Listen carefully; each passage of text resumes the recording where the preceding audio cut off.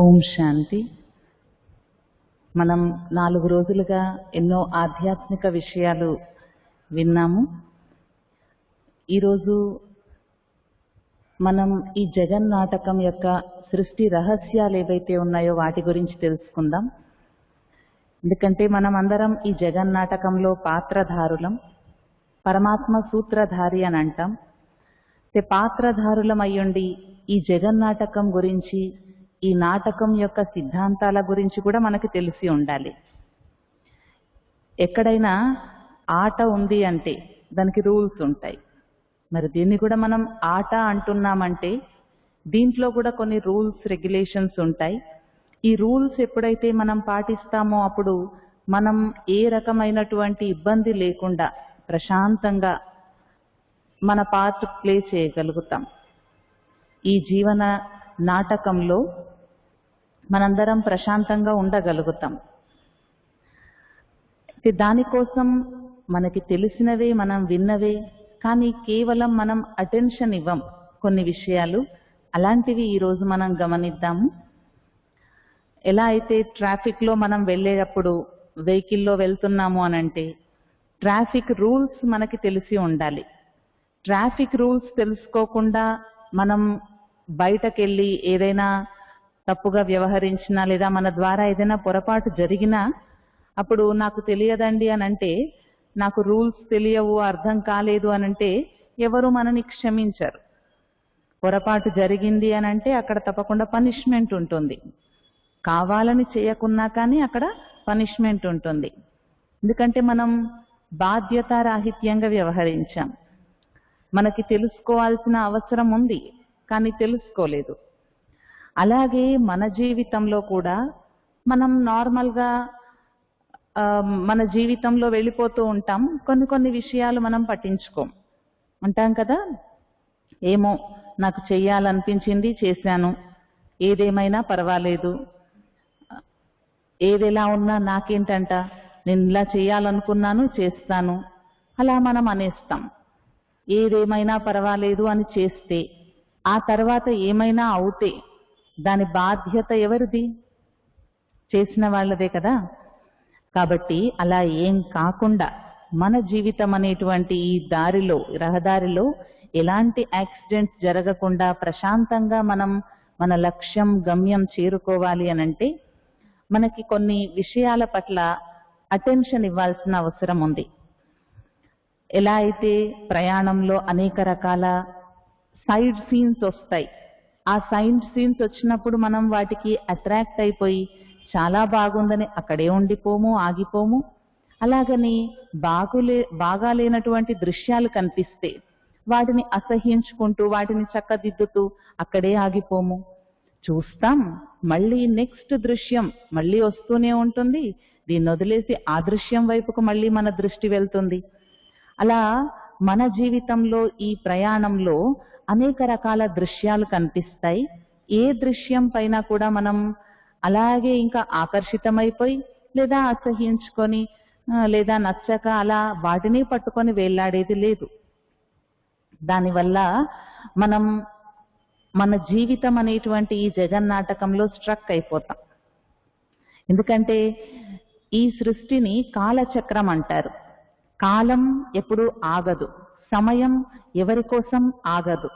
కాబట్టి ఈ ఆగకుండా ప్రయాణించేటువంటి ఈ కాలచక్రంలో మనం ఏ విషయం, ఏ పరిస్థితి, ఏ రకమైనటువంటి దృశ్యం మనల్ని ఆపకూడదు. దాన్ని చూస్తూ మనం కూడా ఆగిపోకూడదు. ముందుకెళ్లే ప్రయత్నమే చేయాలి. అయితే ఇందులో ఫస్ట్ మనం ఈ జగన్నాటకంలో పాత్రధారులం అనుకున్నాం. పాత్ర పోషిస్తున్నప్పుడు పాత్రధారికి, యాక్టర్కి ఫస్ట్ ఏ డ్రామాలో అయితే వాళ్ళు నటిస్తున్నారో ఆ నాటకం యొక్క పూర్తి కథ తెలిసి ఉండాలి. దాంతోపాటు ఆ కథతో పాటు వాళ్ళకి తన పాత్ర ఏంటి అందులో అది తెలిసి ఉండాలి. తను ఎక్కడ ఏ విధంగా స్పందించాలి, ఎక్కడ తన యొక్క డైలాగ్ ఉంటుంది, ఎక్కడ తన పోర్షన్ ఉంది, పాత్ర ఉంది, పార్ట్ ప్లే చేయాల్సి ఉంటుంది, అది తెలిసి ఉండాలి. ఎదుటి వాళ్ళ యొక్క రోల్ ఏదైతే ఉందో అక్కడ తను సైలెంట్ అవ్వాలి, తన పాత్ర ఉన్నప్పుడు తను ఎలా స్పందించాలి అవి తెలిసి ఉండాలి. అలా ఏం తెలియకుండా తన డైలాగు తను అప్పచెప్పేసి వెళ్ళిపోతే దాన్ని డ్రామా, నాటకం అనరు కదా. మనం కూడా కేవలం మన పాత్రను మాత్రమే చూడడం కాకుండా విశాలమైనటువంటి దృష్టికోణం అలవాటు చేసుకొని బేహద్ అనంతమైనటువంటి ఈ సృష్టి నాటకాన్ని వీక్షిస్తే మనకి ఆ సినిమాల కంటే ఎంతో మనోరంజనం, ఎంతో సంతోషం అనుభవం అవుతుంది. ఒక్కొక్కరి పాత్ర, ఒక్కొక్కరి ప్రత్యేకత మనకు అందులో కనిపిస్తాయి. ఆ పాత్రలో ఎన్నో రకాల విశేషతలు, ప్రత్యేకతలు కనిపిస్తాయి. ఎందుకంటే ఈ జగన్నాటకం బోర్ కొట్టేది కాదు, ఇది భగవంతుడికి కూడా నచ్చినటువంటి నాటకం. కాబట్టి ఈ లీల ఏదైతే ఉందో జగన్నాటకం యొక్క లీల, దీన్ని మనం వినోదంతో చూడాలి, వినోదంతో ఆస్వాదించాలి ప్రతి క్షణాన్ని. అంటే మనం కొన్ని రహస్యాలు అర్థం చేసుకోవాలి. ఎలా అయితే ఒక డ్రామా చూస్తున్నప్పుడు మధ్యలో ఎవరైనా వచ్చి ఏంటిది, వీళ్ళెవరు, వాళ్ళెవరు, ఇక్కడేమవుతుంది, అక్కడేమవుతుంది అని ప్రశ్నిస్తే మొదటి నుండి చూసేవాళ్ళు ఆగు తర్వాత చెప్తాను, మీరు ఇప్పుడే వచ్చారు కదా మధ్యలో, మీకు అర్థం కాదని అంటారు. అలాగే మనకి కూడా మొదటి నుండి చివరి వరకు తెలియకపోతే మన జీవితంలో జరుగుతున్నటువంటి విషయాల గురించే మనకి చాలా సందేహాలు ఉంటాయి.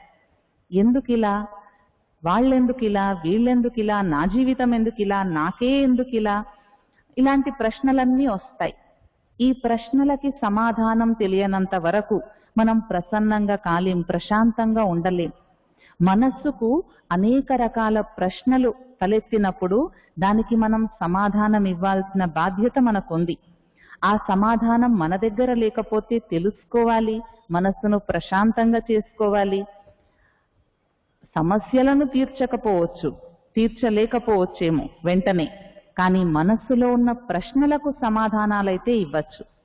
ఎందుకంటే ఎక్కడైనా సమస్య ఉంది అంటే అక్కడ సమాధానం కూడా తప్పకుండా ఉంటుంది. ప్రశ్న ఉంది అంటే జవాబు ఉంటుంది.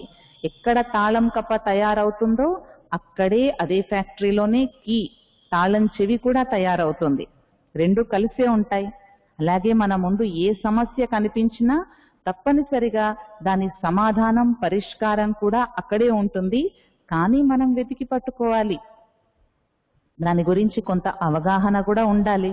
దీంట్లో జీవితంలో నిరుత్సాహం, నిరాశ ఉంటే మనం ఆ విషయాలను సరిగ్గా గమనించలేకపోతాం. లేదా పాస్ట్లో స్ట్రక్ అయిపోతే అప్పుడు ప్రెజెంట్ని ఎంజాయ్ చేయలేకపోతాం. కాబట్టి మనం ఫస్ట్ ఈ జగన్నాటకంలో ఈ నాటకం యొక్క ముఖ్యమైనటువంటి రూల్స్ కొన్ని తెలుసుకుందాం.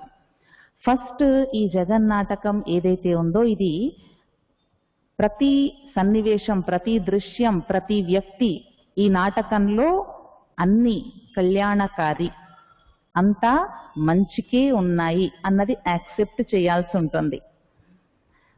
జనరల్ గా అనే మాట ఇది, ఏం జరిగినా అంతా మన మంచికే అని మనం వింటాం. ఏది జరిగినా అంతా మన మంచికే అని అంటూ ఉంటాం, కానీ దాన్ని ఎంతవరకు మనం అప్లై చేశాం, మనలో ఎంతవరకు దాన్ని ఆస్వాదించాం.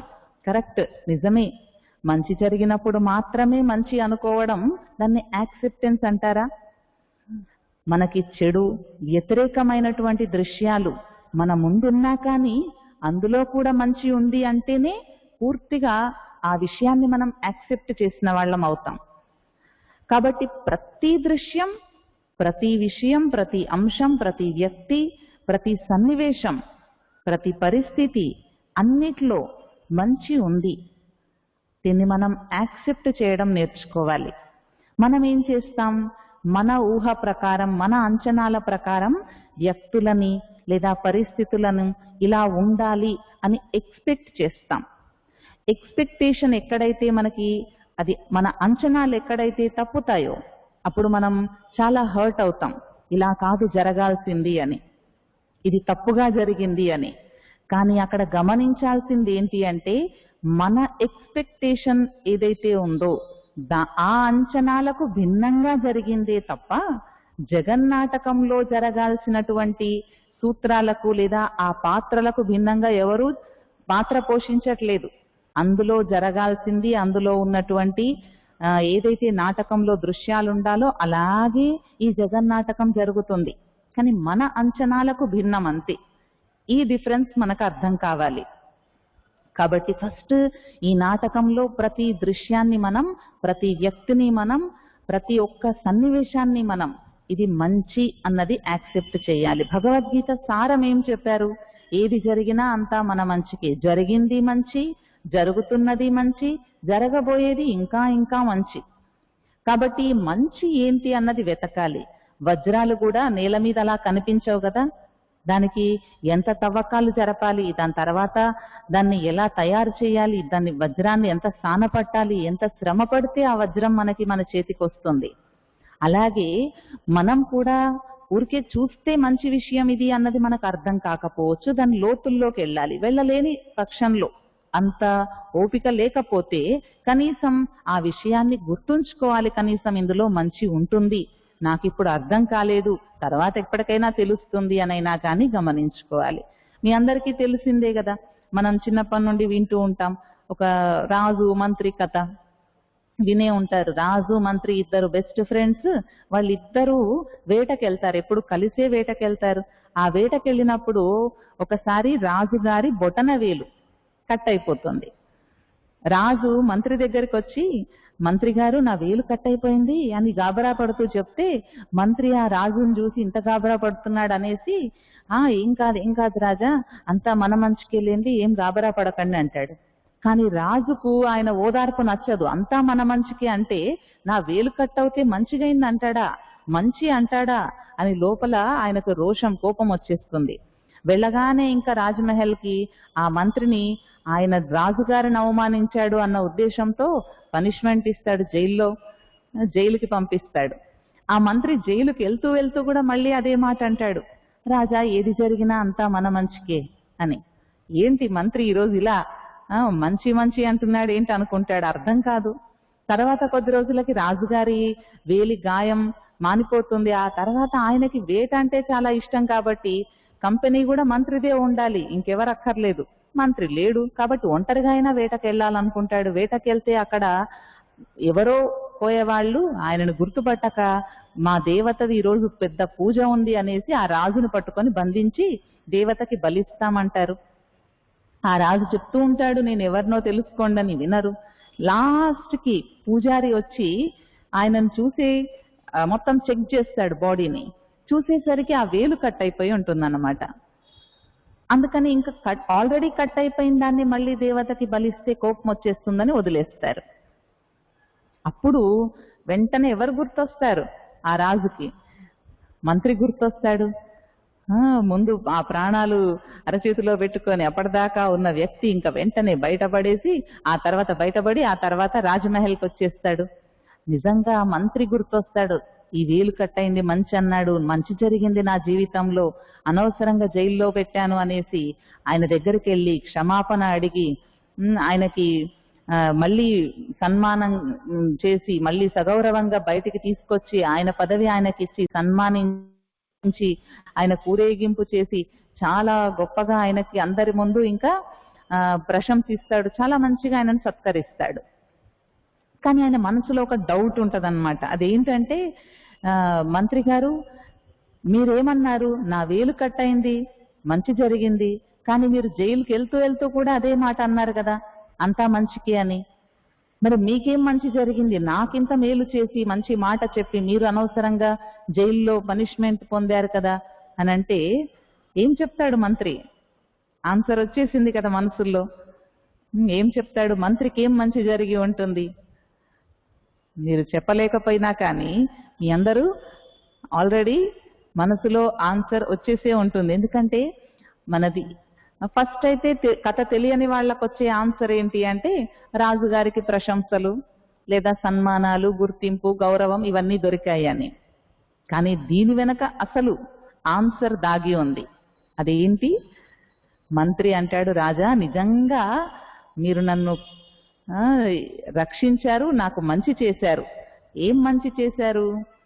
మీతో పాటు గనక నేను వచ్చి ఉంటే, మీ వేలు కట్టయింది కాబట్టి మిమ్మల్ని వదిలేశారు, నాకేం కాలేదు, నేను బాగున్నాను, నా తల కట్ చేసేసేది అనేసి చెప్తాడు. అంటే కథలోనే ఒక 4-5 నిమిషాలు కథలో మనకి అసలు రహస్యం అర్థం కావాలంటే కాస్త లోతుగా ఆలోచించాలి. మరి మన జీవితంలో ఈ జగన్నాటకంలో రహస్యాలు అర్థం కావాలంటే మనకు కూడా కాస్త లోతుగా ఆలోచించేటువంటి పరిజ్ఞానం ఉండాలి. ఈ జ్ఞానం మనలో అలాంటి శక్తినిస్తుంది. ప్రతి పరిస్థితిని పాజిటివ్గా ఆలోచించగలిగేటువంటి దృష్టికోణం అలవర్చుకోవడం మనకి జ్ఞానం నేర్పిస్తుందన్నమాట. మనం దృశ్యం కనిపించేది ఒకటి, కానీ దాని వెనక ఉన్న అంతరార్థం ఇంకొకటి. దాంట్లో కూడా మంచి ఉంది, ఇది మనసు యాక్సెప్ట్ చేస్తుంది. ఈ జ్ఞానం అలాంటి విశాల బుద్ధినిస్తుంది. కాబట్టి ఇప్పుడు ఈ జ్ఞానం ఆధారంతో మనం ఈ అంశాన్ని ప్రతి సెకండ్ గుర్తుంచుకోవాలి. ప్రతి దాంట్లో మంచి ఉంది, ప్రతి దాంట్లో ఒక పాఠం, లెసన్ దాగి ఉంది, నేర్చుకోగలుగుతాం మంచిని అని. ఎందుకంటే ఒకటి నేర్పించే వెళ్తుంది. అనుకుంటాం ఒక సమస్య నా సంతోషాన్ని దూరం చేసింది, నా ప్రశాంతతని దూరం చేసింది. లేదు, నిజం చెప్పాలి అనంటే ఏదైనా ఒకటి వచ్చింది అంటే, ఒక సమస్య వచ్చింది, ఒక విషయం మన ముందు వచ్చింది అంటే మన స్థాయిని పెంచి వెళ్తుంది, మన స్థితిని ఉన్నతి వైపు తీసుకెళ్లే వెళ్తుంది, మన జీవితంలో ప్రగతినే తీసుకొస్తుంది తప్ప అది మననేం పతనం వైపు తీసుకెళ్లట్లేదు. ఇదే సత్యం. మన స్థాయి పెరిగింది, మనలో కెపాసిటీ పెరిగింది, అంతే తప్ప మన స్థాయి తగ్గదు. ఎలా అయితే పరీక్షలు రాస్తూ రాస్తూ రాస్తూ మనం రోజు రోజుకి పైకే వెళ్తాం, పై క్లాసులకే వెళ్తాం, కిందికి వెళ్ళాం. ఫెయిల్ అయితే మళ్ళీ రాసి కూడా పైకే వెళ్తాం. అలాగే ఇక్కడ కూడా ఒక సమస్య వచ్చింది, అందులో మనం ఏమైనా ఫెయిల్ అయ్యాం, పర్ఫెక్ట్ గా పాస్ అవ్వలేదంటే మళ్ళీ వస్తుందేమో అలాంటిది పరిస్థితి. కానీ మళ్ళీ మనకి నేర్పించి, మనకు ఎప్పటి వరకైతే దాంట్లో పాస్ అవ్వమో అప్పటి వరకు మన ముందు అలాంటి పరిస్థితి వస్తుంది. ఆ తర్వాత దాన్ని దాటేస్తాం, దాన్ని దాటేసే శక్తి కూడా మనలో వస్తుంది. అలా నెమ్మది నెమ్మదిగా మనం పైకే వెళ్తాం, పతనం వైపు అయితే కాదు. ఇతరులు వేసిన ఆటంకాలు కూడా మనల్ని పూర్తిగా పాతిపెట్టేయవు, పైకే తీసుకెళ్తాయి. ఎక్కడో ఒక వ్యక్తి ఆవు ముసలిదైపోయిందనేసి దాన్ని అమ్మేద్దాం అనుకున్నాడంట. అమ్మకంలో పెట్టినా ఎవరు తీసుకోలేదు. అప్పుడు ఏం చేశాడు ఆయన, ఆ ఆవు ఇంకా ఒక గొయ్యి తవ్వాడంట. అది తన ఇంటి పనుల కోసం గొయ్యి తవ్వితే పొరపాటున ఆవు చూసుకోకుండా గోతిలో పడింది. చాలా సంతోషపడిపోయి ఆహా దీని పీడ వదిలించుకోవచ్చు అనేసి ఇంకా అక్కడే ఉన్న మట్టి కుప్పను దాని మీద వేస్తూ ఉన్నాడంట, అలాగే పాతి పెట్టేస్తే అయిపోద్ది అనేసి. కొంతసేపటికి చూస్తే ఆ ఆవు పైకొచ్చేసిందంట. ఇదెలా సాధ్యం, నేనొకటి అనుకుంటే అదొకటి అయిందంటే ఆ ఆవు కూడా ఏం చేసిందంట, దాని మీద పడుతున్న మట్టినంతా అలా దులిపేసుకొని విదిలించుకొని మళ్ళీ దాని మీద ఎక్కి నిల్చుందంట. అలాగే ఇతరులు మన మీద ఏమైనా అణి చేయడానికి, మనని తక్కువ చేయడానికి ఏదైనా ప్రయత్నం చేసినా అది మన మీద రాయి వేశారు అనుకోండి, దాన్ని కూడా క్యాచ్ చేసి ఒక మెట్టుగా పెట్టుకుందాం, మనం కూడా ఒక్కొక్క మెట్టెక్కి పైకి వద్దాం. కాబట్టి ఆటంకం, అవాంతరం, అవరోధం అవన్నీ కూడా మనకి అవకాశాలు అయిపోతాయి. అందులో కూడా మంచి ఉంది. మనం ఎంతమంది గొప్ప గొప్ప వ్యక్తుల జీవిత చరిత్రలు వింటాం. ఎవరు ఏ పరిస్థితి లేకుండా, ఏమీ కష్టపడకుండా పైకొచ్చిన వాళ్ళు ఎవరున్నారు? ఎంత శ్రమ పడితేనే అంత వాళ్ళ స్థాయి ఉన్నతంగా అయింది. అలాగే మనం మహోన్నత స్థాయికి చేరుకోవాలి అని అంటే దానికి కొంతలో కొంతైనా కానీ శ్రమ పడాలి కదా. వజ్రాన్ని ఎంత రుద్దితే, సాన పెడితే అది వజ్రం అవుతుంది. అలాగే మనం వజ్రంలాగా కావాలంటే కూడా మరి పరిస్థితులు రుదుతాయి కూడా, కానీ దాని ప్రభావానికి మనం లోను కాకూడదు. హనుమాన్, మహావీర్, ఆయన ఎదుట కూడా పరిస్థితి వచ్చింది. హనుమంతుడు ఆయనను రాముడు లంకకి పంపితే ఆయన వాయుపుత్రుడు, సముద్రాన్ని లంఘించగలుగుతాడు, ఆయనకు చాలా శక్తి ఉంది, చాలా విద్యలొచ్చు. అందుకని రాముడు నమ్మకంతో పంపించాడు. కానీ ఆయనకేమైపోయింది, ఆయన వల్ల కాలేదు. లంకకి చేరుకొని సీతమ్మ వారి జాడ తెలుసుకోలేకపోయాడంట. ఎక్కడ దాచాడు రావణుడు సీతను? ఆయనకు ఒక దశలో నిరుత్సాహం వచ్చేసింది, నిరాశ వచ్చేసింది. నా వల్ల కాదు ఇంకా, అయ్యో ఖాళీ చేతులతో నేను వెళ్తే ఎలా, అక్కడ రాముడికి ముఖం ఎలా చూపించాలి, నా వల్ల అవుతుందా ఇది, ఇంకా నేను ఏం చెయ్యను, ఆత్మహత్య చేసుకోనా, ఇందులో దూకనా అందులో దూకనా, ఏం చెయ్యను అని అంతటి నిరుత్సాహం వచ్చేసిందంట. వెంటనే మళ్ళీ ఏకాంతంలో కూర్చొని ఏకాగ్రంగా ఆలోచించడం మొదలుపెట్టాడు. అయ్యో నేనిలా చేస్తే, నన్ను నమ్మి పంపించాడు రాముడు, ఎంతో నమ్మకంతో పంపించాడు, ఎంతో దుఃఖంలో ఉన్నా కానీ నా మీద నమ్మకంతో పంపించాడు, నేనిలా చేస్తే ఇంకెవరున్నారు మరి చేసేవాళ్ళు, ఇంకెవరూ లేరనే కదా నన్ను పంపించింది, అలాంటప్పుడు నేను కూడా ఈ ప్రయత్నంలో విఫలమయ్యాను అని ఆత్మహత్య చేసుకుంటే, నేను అలా అయిపోతే, డీలా అయిపోతే ఇంక ఈ ప్రయత్నానికి నెక్స్ట్ ఎవరు మరి, కాబట్టి ఎవరు లేరని నన్ను పంపించారు కాబట్టి లేదు, నేను మళ్ళీ శక్తి కూడా తీసుకోవాలి, నేను ఇలా అయిపోతే రాముడేమైపోతాడు, రాముడికి ఏమైనా అయితే లక్ష్మణుడు ఏమైపోతాడు, అలా నేను వదిలేసేది లేదు, ఇది నా కర్తవ్యం, ఇది నా డ్యూటీ అనుకొని మళ్ళీ శక్తి అంతా కూడా తీసుకొని మళ్ళీ ఆ కార్యం చేసే చూపించాడు. ఆయన జీవితంలో ఈ ఘట్టం గురించి చెప్తూ ఉంటారు. అలా ఎవ్వరికి ఒక సెకండ్ అలాంటి దశ రాని వాళ్ళు ఎవరు ఉండరు, కానీ ఆ దశనే టర్నింగ్ పాయింట్ అయింది. అలాంటి దశ నుండి బయటపడ్డ వాళ్లే నిజమైన హీరో కదా. అలాంటి దశ ప్రతి ఒక్కరికి ప్రతి సిచ్యువేషన్ లో రావచ్చు, కానీ దాని నుండే మనం బయటపడాల్సి ఉంటుంది. ఇప్పుడు కూడా చూడండి, ప్రతి ఒక్కరికి కరోనా పీరియడ్ లో ఎలాంటి వాళ్ళు న్యూస్ వింటున్నాం, కరోనా అనగానే ఆత్మహత్య, లేకపోతే చిన్న చిన్న పరిస్థితులకి ఆత్మహత్య, లేకపోతే చిన్న చిన్న వాటికి టెన్షన్ లోకి వచ్చేస్తున్నారు. ఇతరుల మీద దాడి చేయడమైనా లేదా తనకు తానైనా కానీ తన జీవితాన్ని అంతం చేసుకోవడం, లేదా నా వల్ల కాదు అని మానసికంగా చాలా బలహీనంగా అయిపోవడం, ఇవన్నీ మనం చూస్తూ ఉన్నాం. సమస్య వల్ల ఇలా జరుగుతుంది అనుకుంటున్నాం, కానీ మనం గుర్తుంచుకోవాల్సింది ఏంటి అంటే, మనకంటే ఈ ప్రపంచంలో పెద్దదైనటువంటి విషయం ఏదీ లేదు. ఏ సమస్య మన శక్తిని మించి మనకి రాదు. ఎంత చెట్టుకి అంతే గాలి. కాబట్టి మన జీవితంలో మనకి ఏదైతే మన ముందు ఛాలెంజ్ వచ్చిందో, అది సమస్య కాదు, ఛాలెంజ్ వచ్చిందో అది మనం పరిష్కరించగలిగే స్థాయిలోనే వస్తుంది. ఏ క్లాస్ వాళ్ళకి అదే క్లాస్ కి సంబంధించిన క్వశ్చన్స్ ఎగ్జామ్స్ లో వస్తాయి తప్ప అంతకంటే పై చదువుల గురించి రావు. అలాగే మన స్థాయి ప్రకారమే మన ముందు ఒక చిన్న పరీక్ష వస్తే దాన్ని మనం అధిగమించి ముందుకెళ్లాల్సిందే. దాన్ని దాటలేనటువంటిది అలాంటిది ఏది ఉండదు. మన ముందొచ్చిన పరిస్థితి కంటే, పరీక్ష కంటే మన శక్తి ఎన్నో రెట్లు ఎక్కువ మనలో ఉంది. అది గుర్తించాలి. మనకి ఏది సమస్య అనిపిస్తుంది ఒకసారి ఆలోచిద్దాం. సమస్య అంటే మామూలుగా ఎన్నో మన ముందు రోజు మొత్తం జీవితంలో లేదా ఒక రోజు చూస్తే ఆ రోజులో కూడా ఎన్నో విషయాలు మన ముందు కనిపిస్తాయి. అయితే ఏ విషయం మనకి సమస్య, కొన్నిటిని మనం చేయగలుగుతాం, పరిష్కరించగలుగుతాం, సహజంగా దాటేస్తాం. మనకొస్తే ఏమనిపించదు. మనకి రాలేదనుకోండి, ఆ అంశాన్ని పరిష్కరించడం రాలేదనుకోండి, ఆ ఎదుట ఉన్న విషయం కంటే మనకున్న పరిజ్ఞానం తక్కువ అనుకోండి, అప్పుడు మనకది పెద్దదిగా సమస్యగా అనిపిస్తుంది. దానికోసం ఏం చేయాలి మరి? మనం ఇంకా శక్తి తగ్గించుకోవాలా, మనం శక్తిని పెంచుకోవాలా? మన శక్తిని పెంచుకున్నప్పుడు ఆ సమస్య చిన్నదైపోతుంది. కాబట్టి ఇప్పుడు మనం చేయాల్సింది అదే, మా ప్రయత్నం కూడా అదే. మన ఈ జ్ఞానం ఏదైతే ఉందో అది ఎలాంటి సంజీవిని, ఎలాంటి ఒక మంచి ఔషధం అంటే మనలో ఉన్న శక్తిని మనకు తెలియజేస్తుంది. మన ఆలోచన విధానాన్ని పదును పెట్టగలిగేటువంటి శక్తి మనకి అందించేది జ్ఞానం.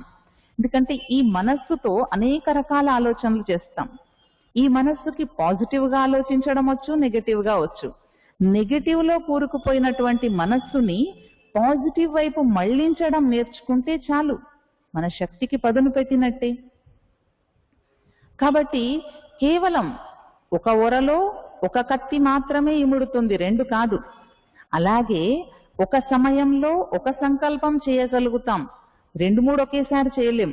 ఫాస్ట్ గా ఆలోచిస్తామేమో, కానీ ఒక సంకల్పం వచ్చినప్పుడు రెండో సంకల్పం రాలేదు, రానివ్వలేము.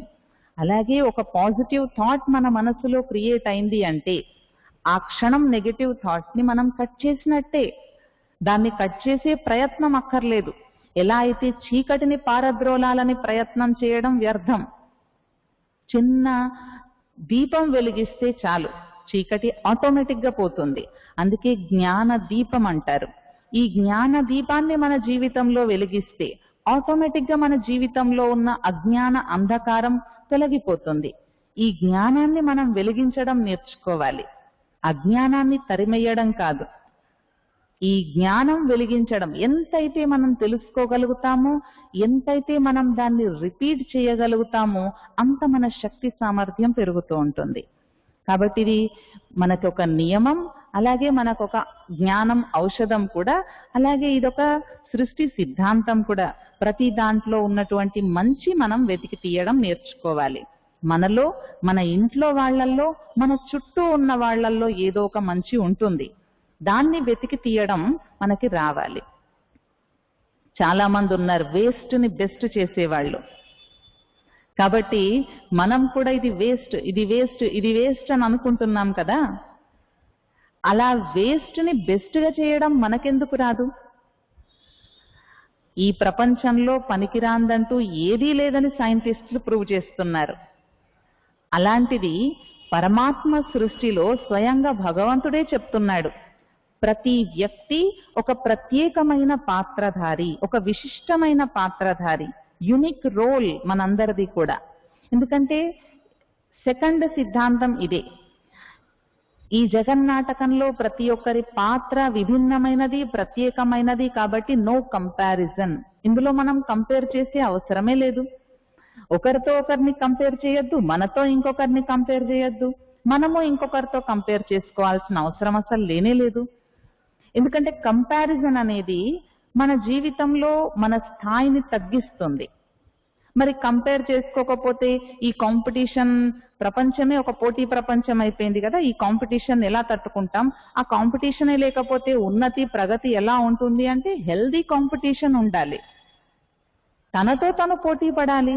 లేదా ఒకవేళ ఇతరులతో పోటీ పడ్డా గానీ ఇతరులనే చూస్తూ తన ప్రగతిని మర్చిపోకూడదు. హెల్దీ కాంపిటీషన్ ఉండాలి. వాళ్ళు ఓడిపోతే నేను గెలుస్తాను అనుకోవడం కాదు. అందరం గెలవాలి, అందరం ముందుకెళ్ళాలి. ఇతరులు ముందుకెళ్తుంటే ఉత్సాహంతో నేను ముందుకెళ్ళాలనుకోవాలి. అంతేకాని వాళ్ళు వెనకబడితే బాగుండు, అప్పుడు నేను ముందుకెళ్ళగలుగుతాను అనుకుంటే ఇదేం కాంపిటీషన్, ఇదేం కంపారిజన్? చెప్తారు కదా, ఇతరుల యొక్క ఉన్నతి, ఇతరుల యొక్క విజయం చూసి మనకి సంతోషం కలిగింది అనుకోండి, అప్పుడు విజయలక్ష్మీదేవి అనుకుంటుందంట, విజయం అనుకుంటుందంట, ఆహా వీళ్ళు ఈ విజయాన్ని చూసి నన్ను చూసి సంతోషపడుతున్నారు, కాబట్టి నేను తప్పనిసరిగా నెక్స్ట్ వీళ్ళ దగ్గరికి వెళ్తాను అని వీళ్ళనే విజయం వరిస్తాను అనుకొని మన దగ్గరికి వస్తుందంట. అదే ఎదుటి వాళ్ళు ముందుకెళ్తుంటే చూసి మనం ఈర్ష్యపడుతున్నాం, మనం ఇతరులను చూసి తట్టుకోలేకపోతున్నాం, అసూయతో రగిలిపోతున్నాం, ద్వేషం పెంచుకున్నాం. ఇలా ఉంటే ఆ విజయం అనుకుంటుందట, అసలు వీళ్ళు నన్ను చూసి ఓర్చుకోలేకపోతున్నారు, ఓర్వలేకపోతున్నారు, నేను వీళ్ళ దగ్గరికి వెళ్ళను అనుకుంటదంట.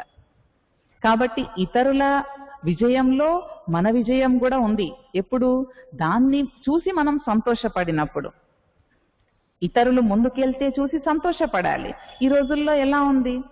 పోటీ ఎలా ఉంది? కంపారిజన్ ఎలా ఉంది? ఎవరో అడిగారు, ఒక కొత్త కారు కొన్నాము, ఆ కొత్త కారు పాతబడడానికి ఎంత టైం పడుతుంది? ఎంత టైం పడుతుంది? దానికి ఏం సమాధానం చెప్పారు? పక్కింటి వాళ్ళు ఇంకొక కొత్త కారు కొన్నారంటే మనది పాతబడుతుందంట. వాళ్ళది చూసి మనది పాతగైపోతుంది. ఇదా కంపారిజన్ అంటే? ఇలా కాదు కదా. దీనివల్ల పెరిగేదేముంది, వచ్చేదేముంది మనకి? కాబట్టి మన స్వమానం, సెల్ఫ్ రెస్పెక్ట్ మనకు ఉండాలి. ఎలాంటి సెల్ఫ్ రెస్పెక్ట్ ఉండాలి? మన స్వాభిమానాన్ని మనం కాపాడుకోవడం రావాలి మనకి. ఏమంటారు? లాల్ బహదూర్ శాస్త్రి గురించి ఎంత బాగా చెప్తారు. ఆయన ప్రెసిడెంట్ గా ఉన్నప్పుడు, ఆయన తన పదవిలో ఉన్నప్పుడు ఆయన ఆయూబ్ ఖాన్ దగ్గరికి వెళ్ళారు. తాష్కండ్కి వెళ్ళి అక్కడ ఆయూబ్ ఖాన్ ఆయన అక్కడ ఉన్నటువంటి ప్రెసిడెంట్ ఆయనని కలవడానికి వెళ్ళారన్నమాట. అయితే రిపోర్టర్స్ ప్రశ్నిస్తుంటే ఆయన హైట్ తక్కువ, ఆయూబ్ ఖాన్ ఆయన హైట్ చాలా ఎక్కువ, ఆయన 6 feet పైన, ఆయన మరి తక్కువ హైట్. అయితే వాళ్ళు సరదాగా అడిగారంట రిపోర్టర్స్, సరదాగానే అడిగారు కానీ శరీరం గురించి కామెంట్ వచ్చింది, మీరు హైట్ తక్కువ ఆయన హైట్ ఎక్కువ, మీ ఇద్దరు పక్క పక్క నిలబడితే ఎలా మాట్లాడుకుంటారండి అంటూ అడిగారంట. ఆ హోదాలో ఉన్నటువంటి వ్యక్తిని అలా అడిగినప్పుడు ఒక రకంగా అది కొంచెం అవమానం ఫీలింగ్ రావచ్చేమో, అరవచ్చేమో, మీడియా వాళ్ళని అరిచేయచ్చేమో. కానీ ఆయన చూడండి ఏం చేశాడు, ఆయన సమాధానం అంతే ధీటుగా గంభీరంగా హుందాగా చెప్పాడు. ఏంటి ఆయన అన్నాడు, ఆయూబ్ ఖాన్ నేను పక్కన పక్కన నిల్చుంటే ఆయన తల దించుకొని మాట్లాడతాడు, నేను తలెత్తుకొని మాట్లాడతాను అన్నాడు. ఇది స్వాభిమానం, ఇది సెల్ఫ్ రెస్పెక్ట్. ఎందుకు తగ్గించుకోవాలి సెల్ఫ్ రెస్పెక్ట్? ఇది సత్యం కూడా, దీన్ని ఎవరు కాదనలేరు కూడా. కాబట్టి కంపారిజన్ ఎప్పుడూ అక్కర్లేదు, మన ఆత్మగౌరవం మనం కాపాడుకోవడం రావాలి. ఇది సృష్టి సిద్ధాంతంలో ఒకటి. ఇది ఎప్పుడు వస్తుంది, మనం దీన్ని గుర్తుంచుకోవాలి. ప్రతి ఒక్కరిది ప్రత్యేకమైన పాత్ర, నాతో సహా. నాది ఒక యూనిక్ రోల్, ఎదుటి వాళ్ళది కూడా అంతే. ఎందుకంటే ఈ నాటకంలో, ఈ సృష్టిలో ఒకరి వేలుముద్ర కానీ, ఒకరి వెంట్రుక కానీ, ఒకరి గోర్లు కానీ ఇంకొకరితో కలవవు. అలాంటప్పుడు మనం దేన్ని కంపేర్ చేస్తున్నాం? పాత్రని, వాళ్ళ జీవితాన్ని మన జీవితంతో టోటల్ గా కంపేర్ చేయడం ఇది చాలా తప్పు. ఒక షాప్ లో ఒకదానికి పొంతన లేకుండా ఇంకొకటి, అంటే ఒకదానితో కంపేర్ చేయలేకుండా ఇంకొకటి, అలా రకరకాల కంపెనీలు, రకరకాల వస్తువులు ఉన్నాయనుకోండి. మనం ఒక వస్తువుని ఇంకొక వస్తువుతో, ఈ వస్తువు ఇంత కదండి మరి ఇదెంత అని అడిగితే, ఆ కంపెనీ వేరమ్మా, ఈ కంపెనీ వేరు, ఆ కంపెనీ రేట్లు వేరు, ఈ కంపెనీ రేట్లు వేరు, దానికి దీనికి కంపారిజనే లేదంటారు. అలా మనం ఈ సృష్టిలో ఒక్కొక్కరం ఆణిముత్యాలం, విశేషమైన రత్నాలం. ఒక రత్నానికి ఇంకొక రత్నానికి భగవంతుడే పోల్చట్లేదు, మనం ఎందుకు పోల్చుకోవాలి? ఇంట్లో పిల్లల్ని కూడా కంపేర్ చేస్తాం, ఆఫీస్లో ఉద్యోగులతో మనని కంపేర్ చేసుకుంటాం. కొంతమంది వీళ్ళ సంపాదన ఎంతుంది, మన సంపాదన ఎంతుందని కంపేర్ చేసుకుంటారు. కొన్నిసార్లు ఏమంటారు, వీళ్ళ అదృష్టం బాగుంది, నా అదృష్టం ఇలా తగలబడింది అంటారు. అలా ఎప్పుడు కంపారిజన్ లో ఉంటుంది. కానీ ఏమనుకోవాలి, సమయానికి ముందు అదృష్టానికి మించి ఎవరికి ఏది దొరకదు. ఆగాలి. సమయం, అదృష్టం ఈ రెండు ఉన్నాయి. కాబట్టి సమయాన్ని మించి, అదృష్టానికి మించి మన అదృష్టం ఎంత ఉందో ఆ అదృష్టం ప్రకారం మనకు లభిస్తుంది. సమయానికి ముందు కూడా ఏది రాదు. సమయానికి ముందే ఏదైనా మనం తీసుకుంటే దాని ఫలితం కూడా బాగుండదు. పండు ఎంత పండాలో అంత పండిన తర్వాతనే చెట్టు నుండి కోయాల్సి ఉంటుంది. లేదంటే దాంట్లో విటమిన్స్ అవి అంత రావు, దాని టేస్ట్ కూడా అంత రాదు. సమయానికి ముందు మనం కావాలనుకుంటే అది దొరకదు, దొరికినా దాని ఫలితం అలా ఉండదు. కాబట్టి వెయిట్ అండ్ సీ, ఈ సృష్టి నియమం, సృష్టి సిద్ధాంతాలలో ఇంకొకటి గుర్తుంచుకోవాల్సింది ఏంటి అంటే వెయిట్ అండ్ సీ, వేచి చూడండి. దేనికి మనం తొందరపడ్డంత మాత్రాన మన ముందు రాదు. దానికి మనం ఎందుకు టెన్షన్ పడాలి? చిన్న చిన్న విషయాలకు కూడా మనం టెన్షన్ పడతాం. బస్సు రాలేదు, నేను తొందరగా వెళ్ళాలి, బస్సు రాలేదు. మనం ఎన్నిసార్లు బస్సు రాలేదని బస్సు జపం చేసినా రాదది. దాని బదులు మనం లేట్ అయింది కాబట్టి నెక్స్ట్ ఎక్కడ కవర్ చేసుకోవాలి, ఎక్కడ ఏం చేయాలి, ఎవరితో ఏం కాంటాక్ట్ అవ్వాలి, అక్కడ ప్రోగ్రాంలో లేదా మనం చేయాల్సిన పనిలో అంతరాయం కాకుండా ఏం చేయాలి, దాని గురించి ప్లాన్ చేసుకోవడం బెటర్. ఇన్ఫర్మేషన్ ఇవ్వాలా వాళ్ళకి ఏం చేయాలి దాని గురించి ఆలోచించుకునే బదులు ఇక్కడ గురించి ఆలోచిస్తాం. ఇది వేస్ట్ కదా. కాబట్టి కొంచెం వెయిట్ చేయాల్సిందే. కొన్నిసార్లు గుర్తుంచుకోవాల్సింది ఏంటంటే అన్నిటికీ అదృష్టం అని కూడా అనలేం, టైం అలా ఉంటుంది. ఇప్పుడు రాముడు వనవాసానికి వెళ్ళాడు, ఆయన అదృష్టం బాలేదు అనలేం. టైం అలా వచ్చింది. దాన్ని, ఆ పరిస్థితిని కూడా ఆయన ఫేస్ చేశాడు, ఎదుర్కొన్నాడు. ఆ పరిస్థితిలో కూడా ఆయన చెయ్యాల్సిన పని చేశాడు. కారణ జన్ముడు అంటారు కదా. ఏ కారణంతో అయితే వచ్చారో ఆ కారణం పూర్తయింది. ఆయన వనవాసం లేకపోతే రాముడి వధ ఎలా, రాముడు రావణుని వధ ఎలా చేసేవాడు? రాముడు ఆ వధ ఆయన చెయ్యాల్సిన కార్యం అది, ఆయన వచ్చిందే అందుకోసం. చిన్న చిన్న రాక్షసులను ఎంతమందిని చంపినా ముఖ్యమైనటువంటిది అక్కడ కార్యం అక్కడ ఉంది. కాబట్టి ప్రతిదానికి ఒక కారణం, ఒక రహస్యం ఉంటుంది. ఆ కారణం రహస్యం మనకు అర్థం కానంత వరకు దేన్ని తప్పుగా అనుకోకూడదన్నమాట. పూర్తిగా అర్థం కాకుంటే ఎంత కష్టం మనమే అంటాం. అసలు అర్థం కాని వాళ్ళకి ఏదైనా నేర్పించవచ్చు, పూర్తిగా అర్థమైన వాళ్ళతో ఏదైనా మాట్లాడవచ్చు. మిడిమిడి జ్ఞానం ఉంటుంది, అలాంటి వాళ్ళకి ఏది చెప్పలేం. అలా మనకి కూడా వచ్చి రాని జ్ఞానంతో ఈ ప్రపంచాన్ని, మన జీవితాన్ని చదవాలనుకొని ప్రయత్నం చేసి అందులో ఫెయిల్ అయిపోయి నెగటివ్ గా ఎప్పుడు ఎందుకు ఉండాలి? తెలుసుకుందాం. పూర్తిగా జ్ఞానం తెలుసుకునే ఛాన్స్ మనకి భగవంతుడు ఇప్పుడు ఇచ్చాడు కదా, పూర్తిగా తెలుసుకుందాం. దీని అంతేంటో తెలుసుకుందాం. మరి ఈ జ్ఞానం లోతులు తెలుసుకొని చూద్దాం. అర్థం కాకపోతే కదా అప్పుడు పూర్తిగా అర్థమవుతుంది. అన్నిటికీ సమాధానం ఉంది. కాకపోతే 4-5 రోజుల్లోనే అన్ని విషయాలు మనం తెలుసుకోలేం, టైం పడుతుంది. జ్ఞానం సాగరం, ఎంత వింటుంటే, ఎంత తెలుసుకుంటే అంత లోతుల్లోకి వెళ్ళగలుగుతాం. కాబట్టి దీన్ని మనం ఉపయోగించుకోవాలి, తెలుసుకోవాలి. కాస్తంత టైం అయితే తీయాలి. మరి మీరంతా ఇప్పుడు ఫోన్లో వింటున్నారు. ఈ ఫోన్లో ఈ క్లాస్ వినాలి అని అనుకున్నప్పుడు తప్పనిసరిగా దీనికి 1 గంట ఛార్జింగ్ పెట్టాల్సిందే. ఛార్జింగ్ లేకుండా మీరు ఎలా వినగలుగుతారు? పగలంతా ఆన్లైన్ క్లాసెస్ పిల్లలకి, ఛార్జింగ్ కంపల్సరీ. అలాగే జీవితాంతం మనం ప్రశాంతంగా ఉండాలి, అన్నిటికీ పరిష్కారం పొందాలి అంటే మరి రోజులో కనీసం 1 అరగంట, 30 గంట సమయం అయితే ఇది ఆత్మకి ఛార్జింగ్ కావాల్సిందే.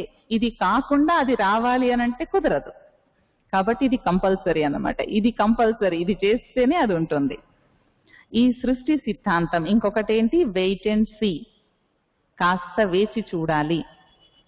తర్వాత ఇంకొక సిద్ధాంతం అనుకున్నాం, ఈ సృష్టిలో ఏదైనా కారణం లేకుండా, రహస్యం లేకుండా ఏది జరగదు.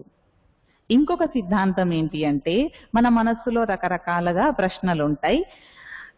ఏదైనా మన జీవితంలో జరిగినటువంటి విషయాలకి కారణం అనుకున్నాం కదా, ఒక వ్యక్తిని, ఒకరిని కారణం చేస్తాం, కారణంగా చూపిస్తాం. దీని వల్లనే, ఇలా జరగడం వల్లనే, వీళ్ళ వల్లనే అని ఎక్కువలో ఎక్కువ మనం ఏం చేస్తాం? వ్యక్తులనే కారణం చూపిస్తాం. వీళ్ళ వల్లనే నా జీవితం ఇలా అయిపోయింది. ఒక డ్రింక్ చేసే వ్యక్తి తాగుబోతున్నాడట. ఆయనకి 2 పిల్లలు. ఒక అబ్బాయి ఏమో సేమ్ తండ్రిలాగా అదే మార్గంలో నడిచాడు. ఏంటయ్యా ఇలా అయిపోతున్నావు అంటే, మా నాన్న అంతే కదా, మా నాన్న చేసింది ఏంటి, మా నాన్న దగ్గర చూసి చూసి నేను అలాగే కాకపోతే ఇంకేమవుతాను అన్నాడట. ఇంకొక అబ్బాయి డాక్టర్ అయ్యాడట, మంచి అవార్డు తీసుకున్నాడట. ఆయనని అడిగారట, మీ నాన్న అలా కదా, మీ అన్నయ్య ఇలా కదా, మరి మీరేంటి ఇలా అయ్యారు? మా నాన్న మా అన్నయ్యని చూసే నేర్చుకున్నాను అలా కాకూడదని అని. దృశ్యం ఒక్కటే, పరిస్థితి ఒక్కటే, తను సెలెక్ట్ చేసుకున్నాడు తన మార్గాన్ని. కాబట్టి ఇక్కడ దోషం అక్కడ వేసేది కాదు, సెలెక్ట్, చాయిస్ మనది. షాప్లో ఎన్నో వస్తువులు ఉంటాయి, మీకు నచ్చిందే తీసుకోండి అంటారు. నచ్చకపోతే వదిలేస్తాం తప్ప అలా ఎందుకు పెట్టారు, ఇలాంటివన్నీ తీసుకొచ్చి స్టాక్ ఎందుకు పెడుతున్నారు అని అంటే ఒప్పుకోరు. ఎందుకంటే మనకు నచ్చంది వేరొకరికి నచ్చొచ్చేమో. కాబట్టి మనం దేన్ని తప్పు పట్టలేం. మనకు కావాల్సింది మనం సెలెక్ట్ చేసుకునే చాయిస్ మనకుంది. మంచిది, బెస్ట్ ఏదైతే ఉంటుందో అదే కదా మనం సెలెక్ట్ చేసుకోవాలి, అదే కదా మనం కోరుకుంటాం, అదే సెలెక్ట్ చేసుకుందాం. నచ్చని వాటి గురించి ఎందుకు జపం చేయాలి? వాటినే చూస్తూ వాటి గురించి ఎందుకు ఆలోచించాలి? నచ్చినవి చూడండి, జీవితంలో జరిగిన మంచి చూడండి. ఎన్ని ప్రమాదాలు జరిగాయో, ఆ ప్రమాదాలు జరిగినా ఇంకా ఇలా ఉన్నాం. ఎన్ని పరిస్థితులు వచ్చాయో అన్ని పరిస్థితుల్ని దాటేసి ఈరోజు ఇలా ఉన్నాం. వ్యక్తులు అలా ఉన్నారు, వాళ్ళు అలా ఉన్నా కానీ ఇప్పటికీ నా మనోధైర్యంతో వాటిని జయించి ఇలా ఉన్నాను. అంత శక్తి భగవంతుడి నుండి కూడా లభిస్తుంది, దాటేస్తున్నాం. కాబట్టి వాటిని ఎందుకు చూడాలి? వాటిని చూసి లాభం ఏముంది? మనం 10th చదువుకున్నాం, ఇంటర్ చదువుకున్నాం, అలా ఏదైనా చదువుకున్నాం అనుకోండి. చదువుకున్నప్పుడు ఎగ్జామ్స్ కూడా రాసాం కదా. ఎగ్జామ్స్ మీరందరూ ఎగ్జామ్స్ రాసే ఉన్నారు. ఏ క్వశ్చన్ వచ్చింది ఎగ్జామ్లో? దానికి ఏం ఆన్సర్ రాశారు? 25 ఏళ్ల క్రితం, 10 ఏళ్ల క్రితం, 5 ఏళ్ల క్రితం, 2 ఏళ్ల క్రితం రాసిన వాళ్ళందరికీ గుర్తుందా? ఏం ఆన్సర్, ఏం క్వశ్చన్? మార్క్స్ ఎన్ని వచ్చాయంటే చెప్తారు కదా, రిజల్ట్ గుర్తుంటుంది. అలాగే మనం ఇక్కడ కూడా రిజల్ట్ గుర్తు పెట్టుకోవాలి. అంతే తప్ప దానివల్ల ఏం పాఠం నేర్చుకున్నామన్నది గుర్తు పెట్టుకోవాలి. పరీక్షలు, వ్యక్తులు కాదు. అందుకని ఎప్పుడు గుర్తుంచుకోవాల్సింది ఏంటి అంటే, ఈ జగన్నాటకంలో ఎవ్వరి దోషం లేదు. ఇది కొంచెం యాక్సెప్ట్ చేయడం కష్టమే. ఎందుకంటే చూస్తూ, కళ్ళ ముందు చూస్తూ ఎవరి దోషం లేదు అని ఎలా అనగలుగుతాం? ఇతరుల దోషం లేదని అనాలంటే మనసు ఒప్పదు. కానీ ఈ కథ విన్నాకైతే కాస్త నవ్వే వస్తుంది. ఎందుకంటే ఒక రాజు, ఆయన దగ్గర అంగరక్షకులు ఉంటారు, సైనికులు ఉంటారు. వాళ్ళు డ్యూటీలు మారుతూ ఉంటారు. ఒకరోజు రాజు పడుకొని పొద్దున్నే 3 గంటలకే మెలకు వచ్చేసిందంట. ఆయన పక్కనే కాపలాదారు కొత్తగా డ్యూటీలో జాయిన్ అయ్యాడు. 3ంటికి కళ్ళు తెరిచి చూడగానే ఆ సైనికుణ్ణి, అక్కడ ఉన్నటువంటి ఆ భటుణ్ణి చూశాడు. ఆయనను చూస్తూ కొత్తగా ఉన్నాడు అనుకుంటూ అలా మంచం దిగగానే అక్కడ తివాచి తట్టుకొని పడిపోయాడంట. ఇదేంటి అసలు అనుకున్నాడు, పొద్దున్నే పడిపోయానేంటి, కొంచెం ముందు రోజు కంటే ముందు లేచాను కదా, అందుకని నిద్రమత్తులో అలా పడిపోయానేమో అనుకొని మళ్ళీ ఆయన ఉంటాయి కదా కత్తిసాము, గుర్రపు స్వారీ, అవన్నీ చేస్తూ ఆయన ప్రతి ఒక్క దాంట్లో గమనించుకుంటున్నాడంట. గుర్రపు స్వారీ చేయడానికి వెళ్తున్నాడు. ఆ గుర్రపు స్వారీ చేస్తూ ఎక్కడో వెళ్తూ చెట్టు కొమ్మ విరిగి మీద పడిపోయిందంట, దెబ్బ తగిలింది. కత్తి సాము చేస్తూ ఉన్నాడు, కత్తి అప్పుడు ఎక్కడో తగిలింది, గాయం అయిపోయింది, పెద్దగానే గాయమైందంట. ఇలా ఒకదాని తర్వాత ఒకటి శత్రుదేశం రాజు ఏదో అటాక్ చేయబోతున్నాడనే సమాచారం వచ్చిందంట అదే రోజు. ఇలా కొన్ని గంటలలోనే ఎన్నో రకాల విషయాలు వినాల్సి వచ్చింది. డౌట్ వచ్చింది, ఏంటి అసలు ఈరోజు ఇంత అశుభంగా నడుస్తుంది? ఇది ఎవరి పని?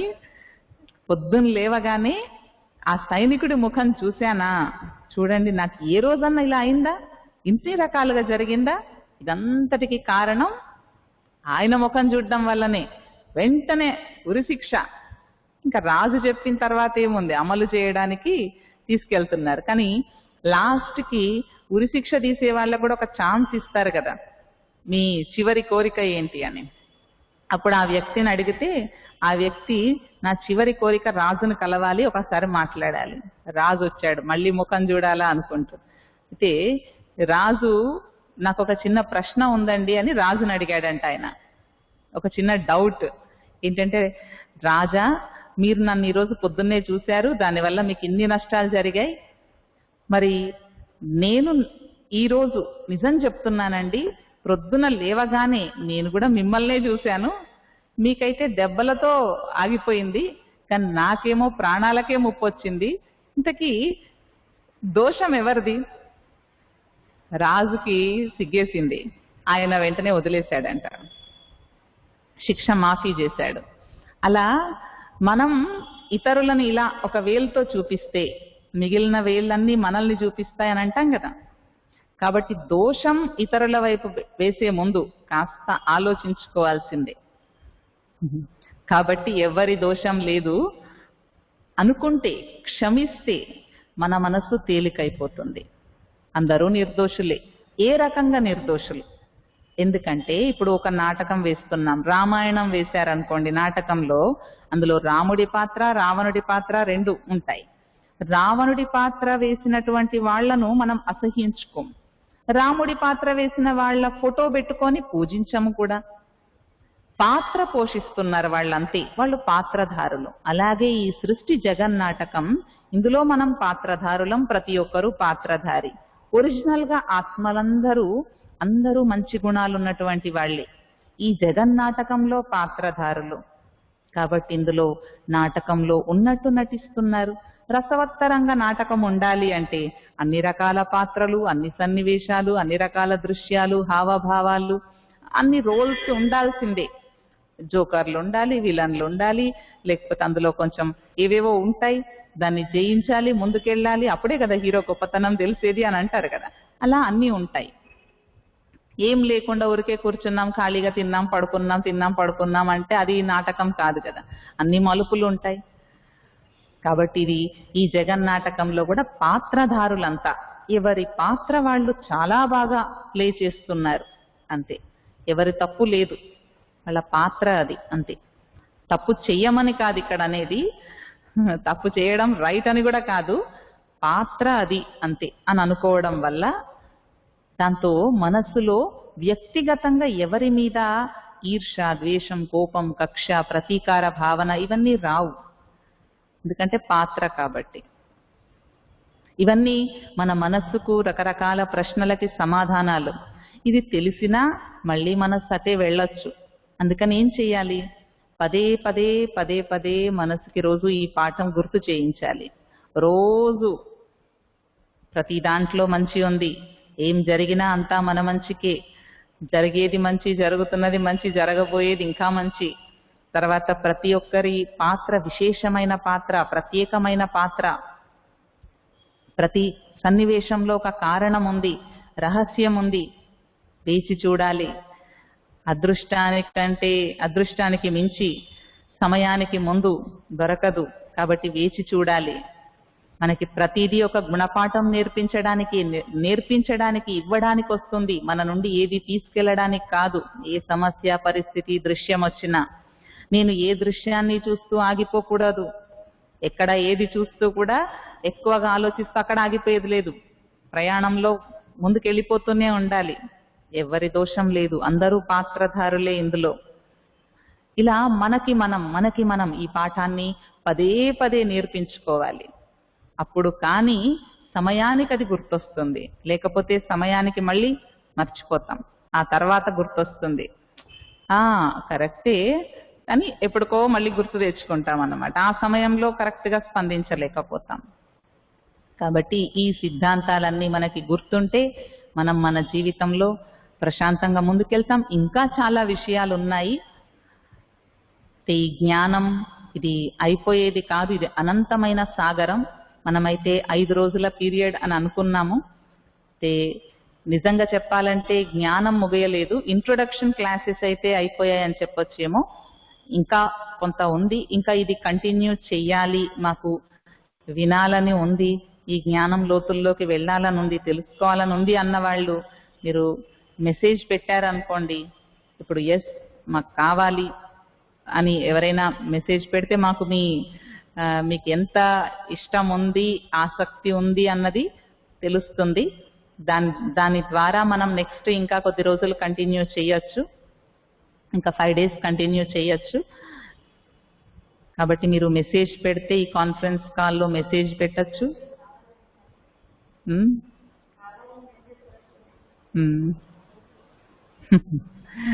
అందరూ అంటే ఎంతమంది వచ్చారు, ఎంతమంది?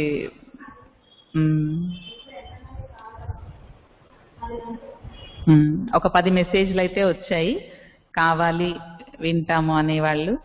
అలా కావాలి అన్నవాళ్ళు మెసేజ్ పెట్టరాని వాళ్ళు కూడా ఉండొచ్చేమో, పెట్టడం అర్థం కాకపోవచ్చేమో, అవకాశం ఉండకపోవచ్చేమో. ఓకే, మళ్ళీ ఒక 5 days ఇలాగే కంటిన్యూ చేద్దాము. రేపు కూడా ఇదే టైంలో ఇదే రకంగా మళ్ళీ క్లాస్ ఉంటుంది. రేపటి నుండి మళ్ళీ 5 days కంటిన్యూ చేద్దాం. ఇప్పుడు మనం మెడిటేషన్ యోగం చేద్దాం.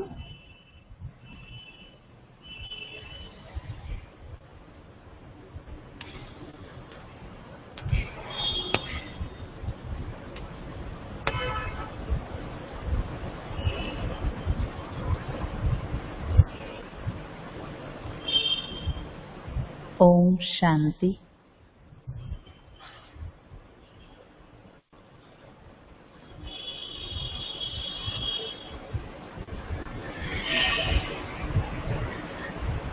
నేను ఈ సృష్టి జగన్నాటకంలో ఒక అద్భుతమైన పాత్రధారిణి.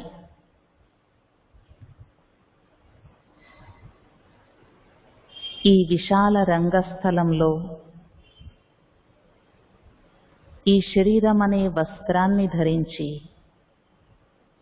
పాత్రను అభినయిస్తున్న ఆత్మను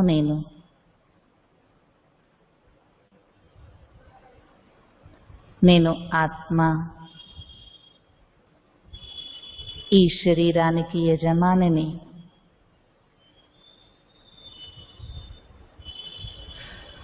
నా మనస్సు, బుద్ధి, సంస్కారం అన్నింటిపై నా ఆధిపత్యం ఉంది.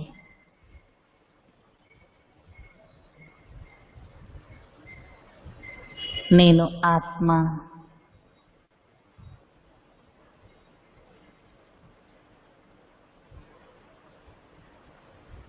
ఈ విశాలమైన జగన్నాటకంలో అనేక పాత్రలు పోషించాను.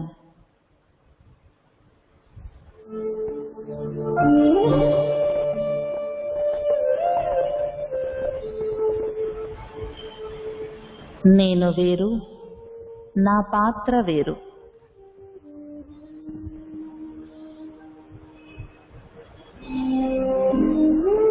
నేను ఆత్మ.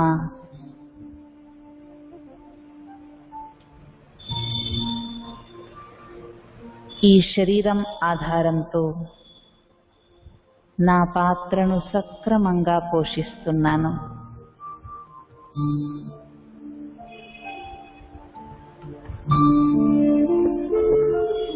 నేనొక విశేషమైన పాత్రధారిణి.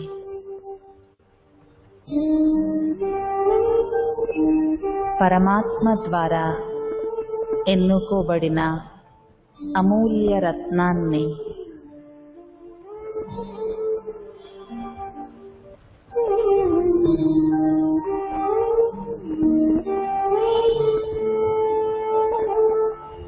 నా చుట్టూ ఉన్న పాత్రధారులందరూ విశేషమైన పాత్రధారులే.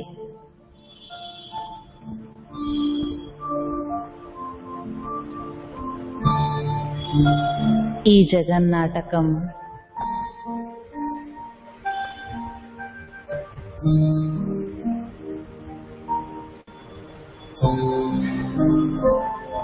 అద్భుతమైన రహస్యంతో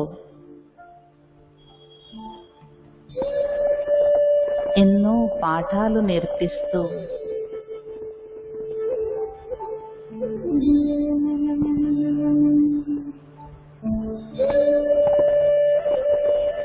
నిరంతరం ముందుకు సాగుతూ ఉన్న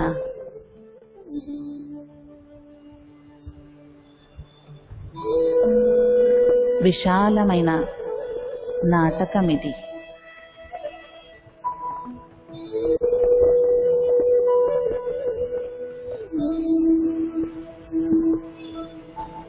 నేను నా పాత్రతో, నా జీవితంతో సంతృప్తిగా ఉన్నాను.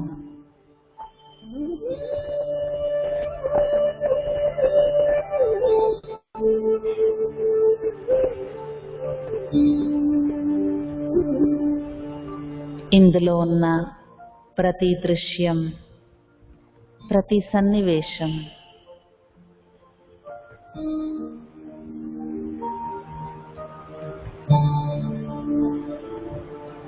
నా ప్రగతికి ఆధారం.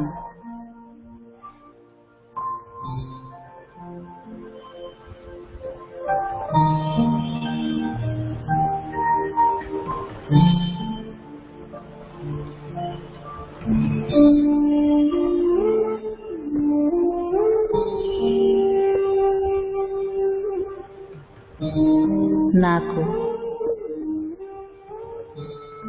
ఈ సృష్టి జగన్నాటకంలో ప్రతి దృశ్యంలో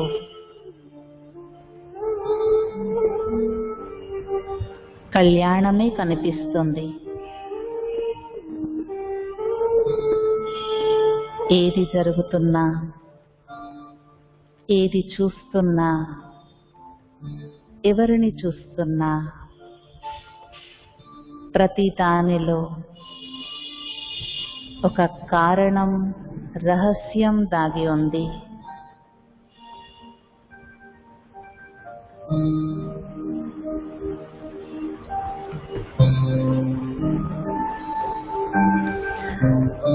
నాలో అనంతమైన శక్తి ఇమిడి ఉంది.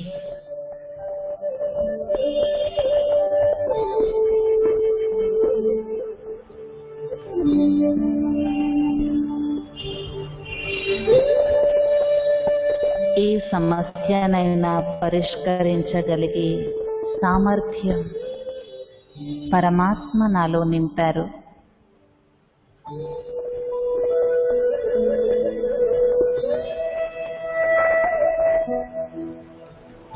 నా ఎదుట ఉన్న పరిస్థితి, సమస్య కంటే నేను శక్తివంతంగా, సమర్థంగా ఉన్నాను.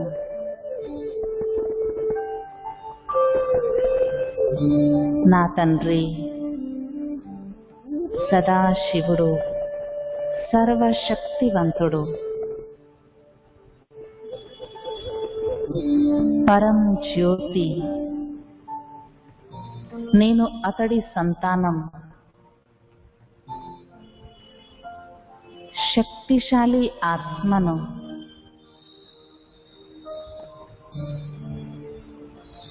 అతడి యొక్క శక్తుల కిరణాలు ఆత్మనైన నాపై నిరంతరం ప్రసరిస్తూ ఉన్నాయి.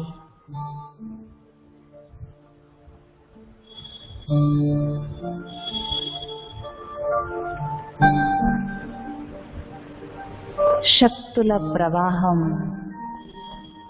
నిరంతరం నాలో నిండుతూ ఉంది.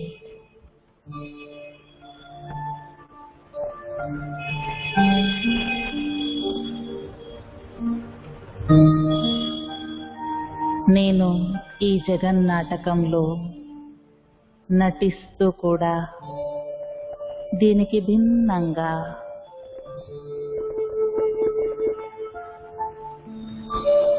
పరమాత్మకు సమీపంగా ఉన్నాను.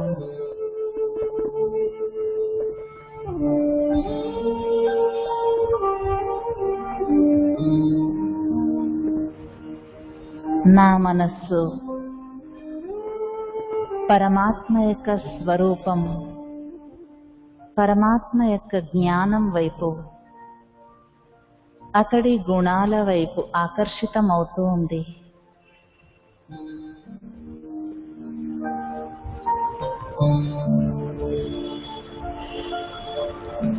అతడి యొక్క చల్లటి ప్రశాంతమైన కిరణాలు నా మనస్సును శీతలంగా, ప్రశాంతంగా చేస్తున్నాయి.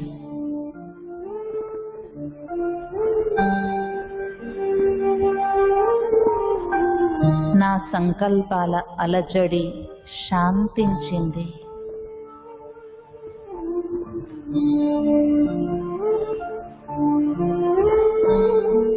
నా మనస్సు ఆ పరం జ్యోతి పైన ఏకాగ్రమవుతుంది.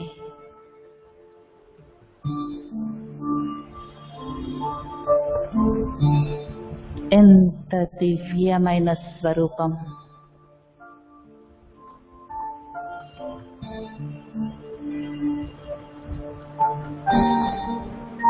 సత్యం, శివం, సుందరుడు స్వయంగా నా తండ్రి.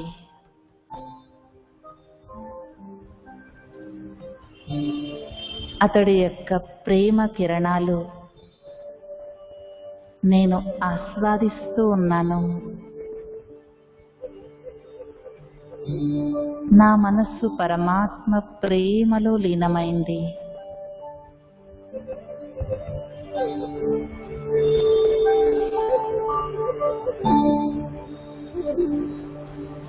నేను పొందాల్సిందంతా పొందాను.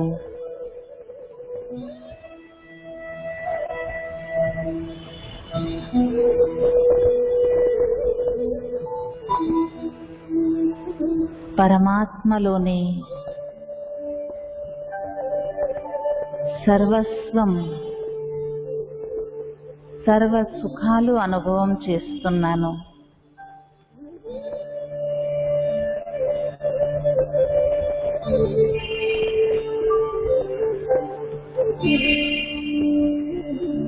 నా మనస్సు యొక్క తెరలు తొలగిపోయాయి. ఇప్పుడు నాకు నా జీవితం ఈ జగన్నాటకం, దీని రహస్యం స్పష్టమైంది. నేనిప్పుడు కొత్త కోణంలో చూడడం నేర్చుకున్నాను. నాకు ప్రతి దృశ్యం సుందరంగా, సమర్థంగా, స్పష్టంగా అనిపిస్తోంది. జరగాల్సిందే జరుగుతుంది.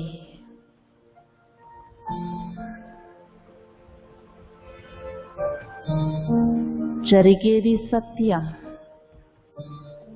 నా మనస్సు అంగీకరించింది.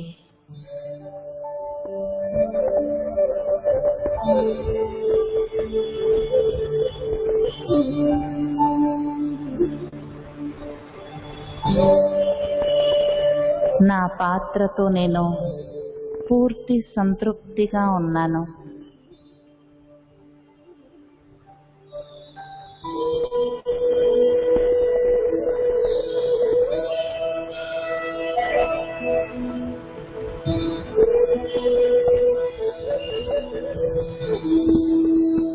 సంతృప్తి ఒక గొప్ప సంపద.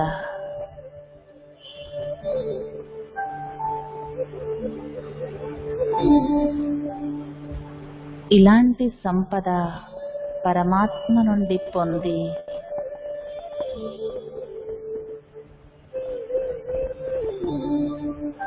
నేను ధన్యుడనయ్యాను.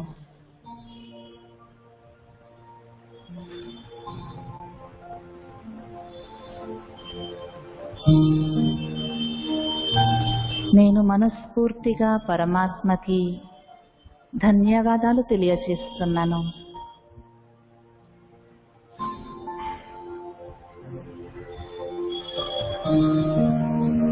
ఓం శాంతి శాంతి శాంతి.